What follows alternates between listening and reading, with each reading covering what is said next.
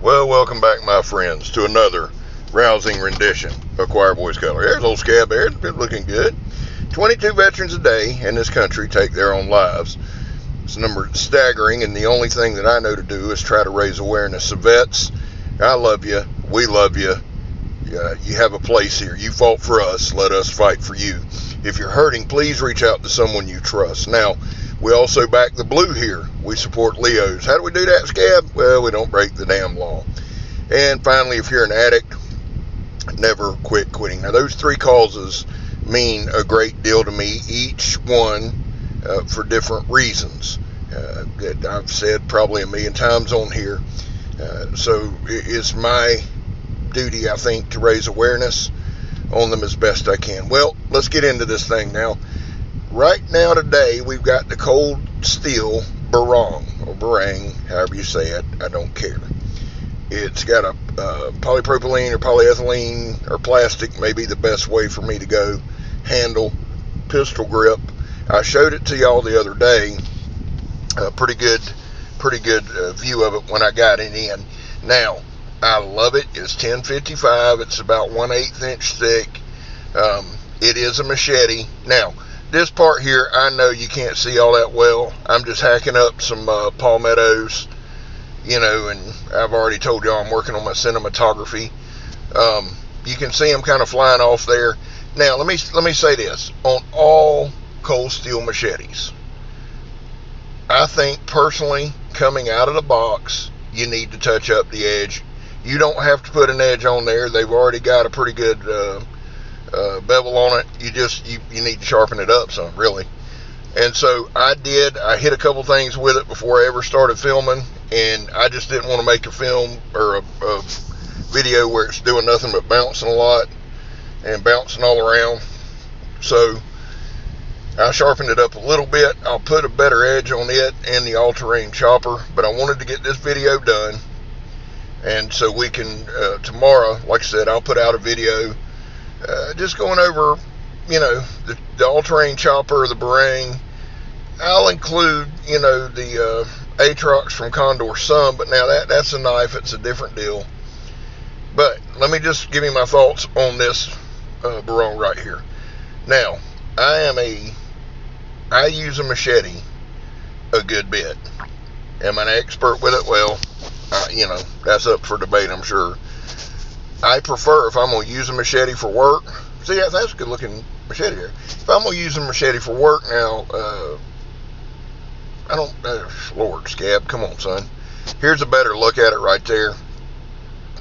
I use a Martindale. However, I do love the cold steel machetes. They're fun. I mean, who the hell wants to do any kind of yard work or anything like that? So if you got to do it, you might as well practice play like you're a ninja or something. Get the katana or the two-handed tie machete. The all-terrain chopper is a two-hander. The Chinese war sword's a two-hander. And I love them all. Now, I'll say this this is the best feeling, in my opinion, machete of the group. Now, I've got a Kukri machete from Cold Steel. That feels a lot like this one, but the handle for the Barong, I like that pistol grip, and this one seems a little thicker, fills up my hand good. Pretty light, pretty fast, pretty easy to swing. Here's some more palmettos. One reason I choose the palmettos is, one, they're in abundance. Two, they always have to come down because they're obstructing the view. But they got a little bounce to them. If you ain't paying attention, which I don't half the time, and you just go swinging, that thing will deflect you in a hurry. So it's a good way to test the knife and just see what it's doing. At this point in the video, let me go ahead and make my disclaimer, because people are already having a stroke, I'm sure. Anytime you see me in here clear cutting any kind of green or anything like that, it's coming down anyway, folks. They're going to hit it with a bulldozer. They're going to clear it out. They're going to do something. So let's just all back off the Beano and get off old Scab's back. Got to do it anyway. See them cat-like reflexes right there? Just fast, son. El Gato's what they used to call me in high school. Alright, seeing some good views of it, cutting it up. There, and y'all know I'm going to show you this thing about 27 times. Or look in the camera. Now, when y'all see me just looking like a dumbass, looking straight into it, it's because the sun's in the way or something, and I can't see. So I'm trying to see if it's on. You know, I need an assistant, is what I've come to the point of. Or just better technology. Now, here we go. Now, here's one thing I didn't do with this one. I didn't cut any trees down. I hacked up, I cut limbs, I cut line of sight, I cut a bunch of dead stuff. I did, as Pat, I think the next section, I get a little further back. The further you go back, if you look back there in the foreground, there's a lot of palmettos and stuff. It goes down to a creek, and that creek actually runs off the river and feeds a pretty good sized pond. And back that way, there's some of them vines that I hate so much, briars, all that stuff. But right here, now that ain't a tree, that's a damn dead weed or something. Just getting it out of the way so they can come in, the boys can come in and do their job. Now, I didn't cut down any trees on this one because there's very thin underbrush. You can get pretty good line of sight, stay on line. But again, if you see me cutting something down, if it's a tree, if it's palmetto, it's got to come out anyway. So it might as well be me, and it might as well be me testing a knife that might help y'all out. Now, and I moved on back pretty good here, but I feel like this camera's a little better and get the action a little more on it. Let me say this. I don't know the exact weight of the Barong. I could look it up, but I'm just not going to. It's not that heavy. Could I swing it all day? Yeah, I rotated it some. One thing with cold steel's machetes, it's just like everything else cold steel does. They're larger and they're overbuilt, okay? So they are, I would say they are a little heavier than your regular machete. I know my Martindale's not that heavy at all, and it's, I think, 36 inches overall blade length. But one thing I take comfort in with cold steel and being a little heavier and being a little more overbuilt is that it's not going to bust. As long, like these are machetes, use them for machetes. If you need an axe, get an axe, a saw, get a saw. But I'm very, very confident with cold steel's machetes in hand. I really am. Now, I said it the other day on the all-terrain chopper, and I meant it. Sometimes with cold steel stuff, they make them heavier, and you feel like, you don't feel like you're holding a machete. You feel like you're holding like a sword. Seriously. Testing the sharpness of it right here. Not bad. Now, like I said, I just ran it through the workshop a few times, kind of cleaned the paint off, kind of cleaned up the edge bevel, that kind of thing. But like getting back to the point, you feel like you're holding a sword. So I think sometimes you do that and just go out there swinging like you think you're swinging a sword. That's where some deflection comes in. You got to have a sharp knife, and you got to pay attention to your cuts. You say, Scab, we know that. I know, I'm saying that more for myself. Kind of self-reflection there, if you will. Now, we just got a couple more minutes left on the video, a few more, which I'm sure many of you are celebrating.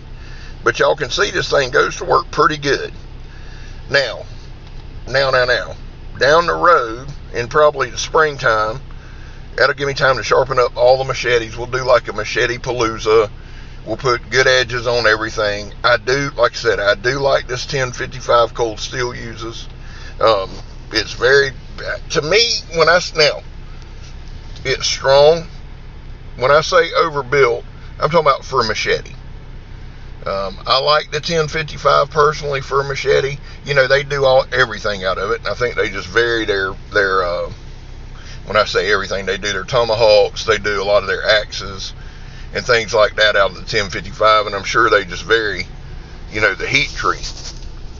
But this Barong I like a lot. Will I use it? Yeah. I mean, just see, there's some of them vines right here, guys. It just depends on what I'm doing, what the task is. I'll show y'all, like I said, I'll show y'all, we'll do final thoughts on everything tomorrow, and I'll get the all-terrain chopper back out, and I'll get the Chinese war sword back out, because those, weight-wise, to me, are very reminiscent of each other, and just kind of give you an overall perspective on it. The handle, even though it was plastic on this one, was pretty comfortable in hand. Like, I could have swung it one-handed. Man, I was out there for an hour and a half, something like that, but I could keep going. It doesn't beat you up. Now, is it my favorite cold steel machete? That's tough, because I do like that all-terrain chopper, and I tell you the truth, I think my favorite cold steel machete is that Chinese war sword. I do love having that two-handed handle. Do I always use it? No, But it is nice if I want to wind up and just go berserk on it. Now here y'all see me kind of going down this hill, and I'm sure I went too far out of camera sight, getting on some more palmettos there. But I think this was a good area to do some tests. I really enjoyed it. Enjoyed being out there. Enjoyed about tripping, falling up the thing here. Now I'm just beating on these things. Well, I got to shoot all the way to the bottom of that creek. So I figured I'd just give y'all some good insight on it. Would I get one of these? Yeah, and here's why, guys. It's sub $25. And that's the other thing about cold steel machetes. They're inexpensive. I'm not going to call them cheap. I don't think they're cheap. I think they're inexpensive. Well, guys, listen. I love y'all. God knows I do. God bless you, vets. Keep in the fight. Addicts, keep in the fight. Leos, keep your heads up. Guys, I love y'all. I'm Scab. You're not. The Barong machete from Cold Steel and I are gone, son.